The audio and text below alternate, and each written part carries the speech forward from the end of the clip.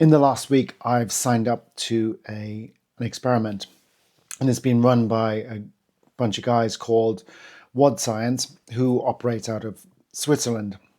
And anybody who's in HYROX or CrossFit sort of stuff knows who these people are, I'd imagine, because they provide a load of information to anyone who's interested in hybrids kind of sports, and they take complicated studies and break them down so that even people like me can understand them. And they give sort of real world examples of how to do these things that they're talking about and why they would be useful. And so I, for ages, have been interested in how masters athletes recover, because I really struggle to recover following hard workouts. So I don't seem to have too much problem in showing up for a hard workout and putting in 100%.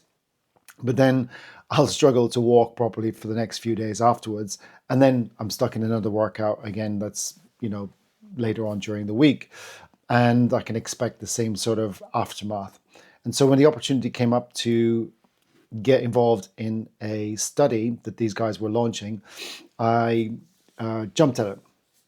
And the study is basically to review whether or not the recovery protocols that they can put in place, or different recovery protocols that they can put in place, make any difference whatsoever. So in other words, whether training less frequently but longer duration trumps training more frequently, lower duration. So 3 days per week, 90 minutes per session, or doing 6 days a week and 45 minutes per session. Testing at the start and then testing the finish to see if there's any significant difference between either or. And so this week has been full of the testing week, and I have to say it's been really challenging for me, even though it's I've got to train tomorrow, but it will have been 4 days this week. And one of the workouts yesterday was what I think I just misread it, whatever, and I thought it was what's called a chipper. So I thought we just sort of make our way through it as best we can.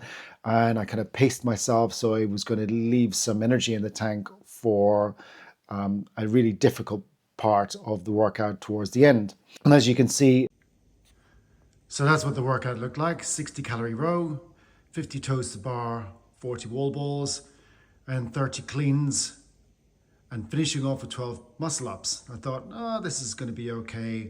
I'll get through this. I'll pace myself so that I'm fresh enough for the bar muscle ups at the end.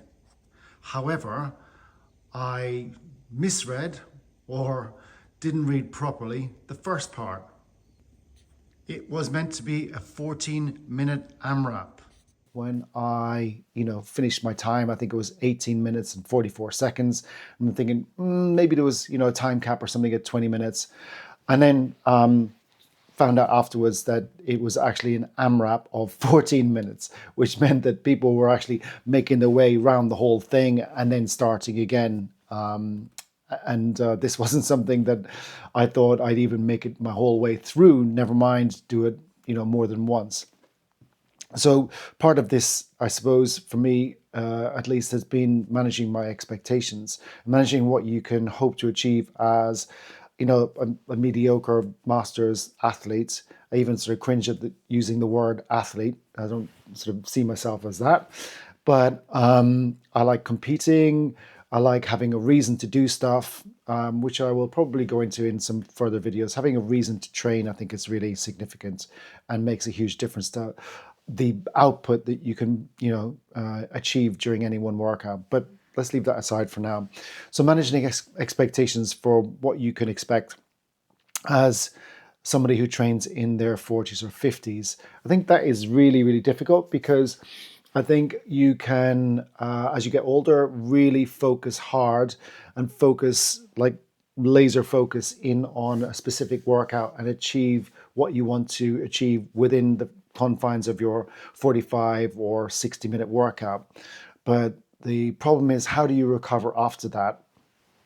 And maybe you've got another session booked in a couple of days later, or maybe the next day, and you do the same there. And maybe you do the same later on during the week. So you are really skilled and focused at showing up and giving 100%. But potentially you are sort of grinding away and being an expert in showing up, being, hugely committed to putting out the 100% intensity. But what about the recovery? What about the getting better? What about the improvement? So there's a difference between being able to grind yourself for 5 or 6 days a week versus actually using those training days to improve some part of what you're trying to improve. So is your cardiovascular fitness improving? Is your strength improving? Are your skills improving, if skills are a part of what you do? So that your training is purposeful and not just there to beast you and leave you sweating and wounded, lying on the floor, hoping that you survive, hoping that you will be able to do exactly the same thing all over again tomorrow. And so this brings me back to the experiment and why I'm taking part in it, because I think it might be useful to spend a bit more time actively focused on the recovery and really seeing if the training that I'm doing can improve results that are measured, and using recovery in a specific way to do that. So I think maybe, the results will have maybe some interest to you if you've been watching this channel. It is for people who are in their 40s or 50s who are not satisfied with just giving up, or letting their age define exactly what they should or shouldn't do in a gym or a physical setting. So hopefully I will be able to bring you some results and bring you some updates, maybe a little bit to do with the training as well, because I find it challenging. I'm 54, I'm going to be 55 this year, and the training isn't easy for me. I love doing it, and I would like to prolong that as much as possible. And so I'm looking at recovery and my lifestyle to facilitate my training and allow me to do it for as long as possible without getting sick, ill, or injured. And maybe that's something that interests you too. If it is, then stick around and watch these videos when I update with the training and the results of how recovery is going. Anyway, thanks a lot for watching. Speak to you soon.